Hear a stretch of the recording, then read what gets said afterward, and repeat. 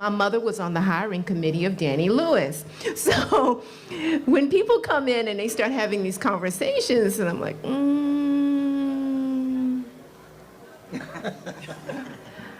no. And I have to say, no, it's not that. That's not what it is. I'm not even sure that Danny Lewis knows that I know that, but he does now. So no secrets. Transparency. So that was, that's a bit of the foundation of New World and how the structure came to be. There were a group of people that danced, sang, did theater. Mr. Humes was there. Mr. Humes was even at the Cultural Arts Center, African Heritage Cultural Arts Center. Before, he was at Barbara Goldman's. He was my sister's art teacher. So all of these things were already in play at the time. I started teaching there in 1998, I think, 1998, 1998. And I stayed there for a bit and then decided, okay, it's time to move on and go to graduate school. Went to graduate school at FIU with Florida, at the time, was African New World Studies, which is now the Africana Studies program. My mentor at that time, and still is Dr. Carol Boyce Davies and Linda Spears Bunton, phenomenal women inside of these spaces.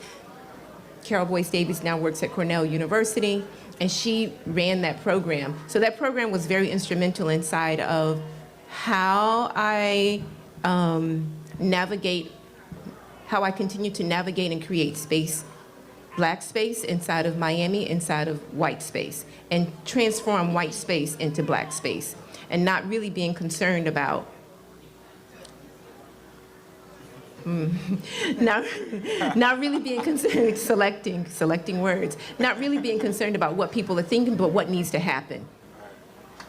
What needs to happen. So this idea that Northwestern is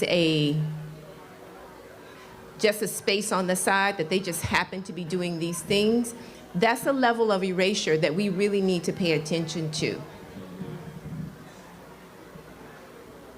We really need to pay attention to that. How are we going to navigate these spaces and claim what we already own, what we already have? We own this already. We don't need permission to do the work that is already ours to do. We don't need the access of white social construct to do the work that is blackness. We are the majority. It was 29 of us, it was only 3 of them.